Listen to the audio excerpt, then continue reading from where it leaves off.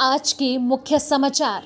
विधायक मुजफ्फर हुसैन ने कहा, लाउडस्पीकर की आवाज सुप्रीम कोर्ट की गाइडलाइंस के अनुसार रहे। हत्या के जुर्म में 17 साल की सजा काटने के बाद युवक ने खुद को नाबालिग बताया। अपराध किसी और का, सजा किसी और को हुई थी। 84 दिन की सजा के बाद हाईकोर्ट से जमानत। मामला ब्याज पर पैसे के लेन देन के चलते ट्रिपल मर्डर करके रास्ते से हटा दिया।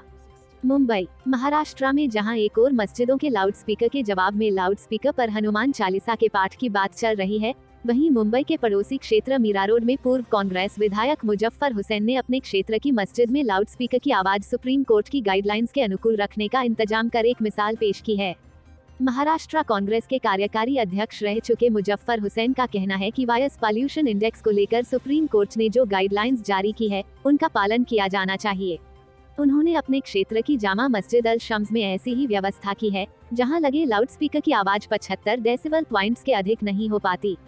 सुप्रीम कोर्ट के निर्देशानुसार सार्वजनिक जगहों पर सुबह 6 बजे से रात 10 बजे तक लाउडस्पीकरों की आवाज 75 डेसिबल तक और रात 10 बजे से सुबह 6 बजे तक 55 डेसिबल तक ही रखा जा सकती है। ये निर्देश न सिर्फ मस्जिदों के लाउडस्पीकर बल्कि सभी धार्मिक स्थलों एवं सार्वजनिक कार्यक्रमों के लाउडस्पीकरों पर लागू होते हैं। मुजफ्फर हुसैन सड़कों पर नमाज पढ़ने को भी ठीक नहीं मानते। उनका कहना है कि यदि मस्जिदों में जगह की कमी से एक साथ लोग नमाज नहीं पढ़ सकते तो उन्हें बारी बारी से 2-3 जमात में मौका देना चाहिए।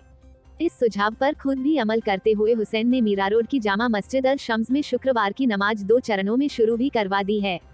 एक नमाज दोपहर बाद 1:15 बजे होती है तो दूसरी 2 बजे शुरू होती है।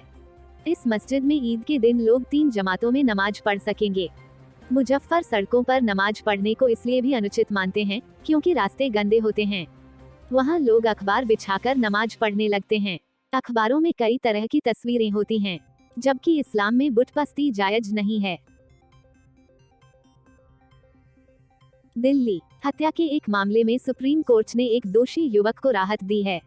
हत्या के जुर्म में 17 साल सजा काटने के बाद युवक ने खुद को नाबालिग बताया, जिसके बाद सुप्रीम कोर्ट ने उसे रिहा करने के आदेश दिए। दरअसल एक युवक 17 साल और 7 महीने का था जब उसने कत्ल की घटना को अंजाम दिया था, लेकिन उसने और उसके वकील ने हाईकोर्ट और सुप्रीम कोर्ट में अपनी सजा को चुनौती देते हुए ट्रायल स्टेज में नाबालिग का हवाला देकर अपना बचाव नहीं किया था। यानी उसने कोर्ट को यह नहीं बताया था कि जुर्म के समय वह नाबालिग था। उसने 17 साल से अधिक समय जेल में काटा, जबकि भारत में एक किशोर के लिए अधिकतम सजा उसे 3 साल की अवधि के लिए एक रिमांड होम में भेजने की है। अदालत ने कहा कि उसे किशोर न्याय बोर्ड (JJB) में भेजना अब अन्यायपूर्ण होगा। जस्टिस AM खानविलकर और AS ओका की पीठ ने उस व्यक्ति द्वारा दायर एक आवेदन पर अपना फैसला सुनाया, जिसने यह तर्क दिया था कि वह अपराध करने की तारीख को किशोर था। सुप्रीम कोर्ट ने कहा कि सक्षम JJB द्वारा दर्ज किए गए स्पष्ट निष्कर्षों और किशोर न्याय, देखभाल और संरक्षण अधिनियम 2000 के प्रावधान के मुताबिक आवेदक को JJB को भेजा जाना जरूरी है। कोर्ट ने कहा कि 2000 के अधिनियम की धारा 15 के तहत अधिकतम कार्रवाई जो आवेदक के खिलाफ की जा सकती थी, उसे 3 साल के लिए एक विशेष सुधार गृह भेजने की थी। पीठ ने कहा कि लखनऊ में संबंधित जेल के वरिष्ठ अधीक्षक द्वारा जारी 1 अगस्त 2021 के प्रमाण पत्र में दर्ज है कि 1 अगस्त 2021 तक आवेदक 17 साल और 3 दिन की सजा काट चुका है। इसलिए अब यह अन्याय होगा कि उस युवक को किशोर न्याय बोर्ड को भेजें। पीठ ने कहा कि उस व्यक्ति को भारतीय दंड संहिता के तहत हत्या के अपराध के लिए मई 2006 में एक सत्र अदालत ने दोषी ठहराया था और उसे आजीवन कारावास की सजा सुनाई गई थी। यह भी नोट किया गया कि इलाहाबाद हाईकोर्ट के समक्ष उनके और अन्य आरोपियों द्वारा की गई अपीलों को खारिज कर दिया गया था। सुप्रीम कोर्ट ने इस साल 31 जनवरी को यूपी महाराजगंज के जुवेनाइल जस्टिस बोर्ड को आवेदक के दावे की जांच करने का निर्देश दिया था। जबलपुर, अपराध किसी और का, सजा किसी और को। हैरान करने वाला यह सनसनीखेज मामला मध्य प्रदेश के जबलपुर और मंडला में सामने आया है। जबलपुर में एक शख्स ने एसपी को ऐसी लिखित शिकायत दी है कि पुलिस भी हैरान है। यह शख्स दूसरे आरोपी के बदले 84 दिन की सजा काटकर हाई कोर्ट से जमानत ले चुका है। यह मामला धोखाधड़ी से जुड़ा हुआ है।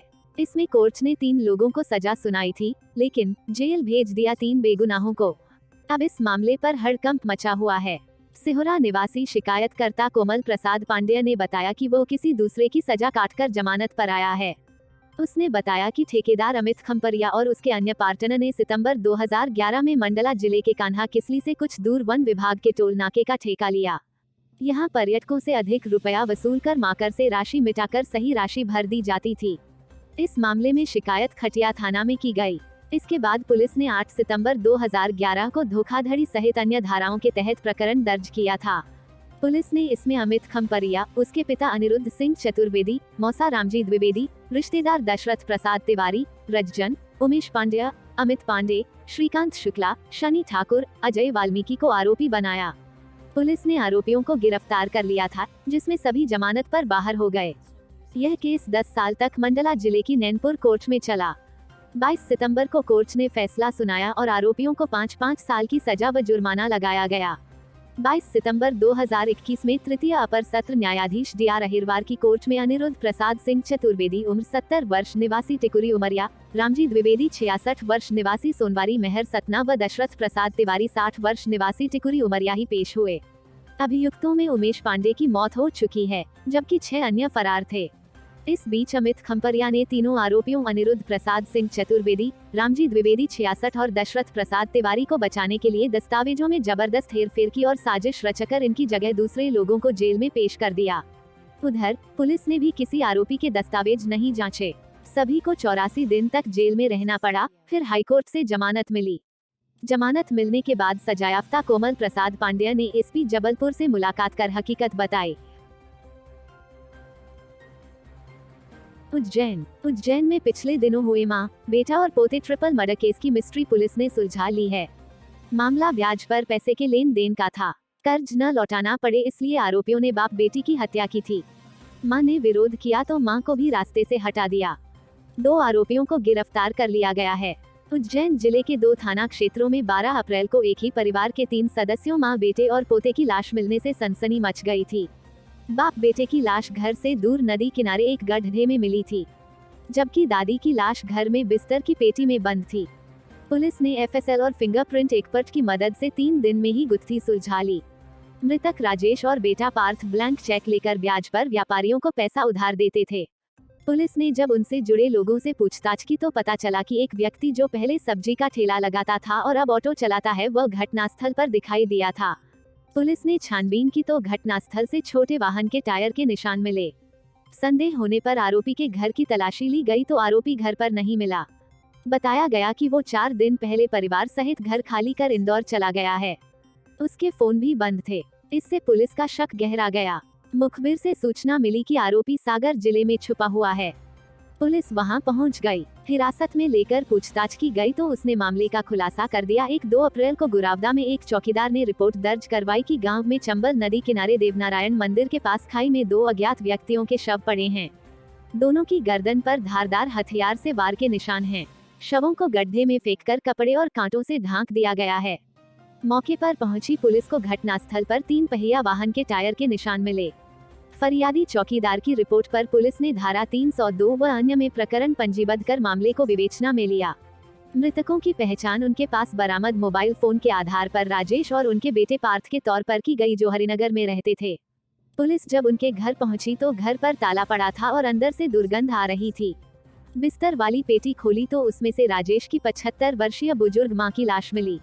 एसएसपी सत्येंद्र कुमार शुक्ला ने बताया कि घटना की गंभीरता को देखते हुए पुलिस टीम गठित की गई और दोनों घटना स्थलों का निरीक्षण कर तमाम साक्ष्य के आधार पर जांच शुरू की गई।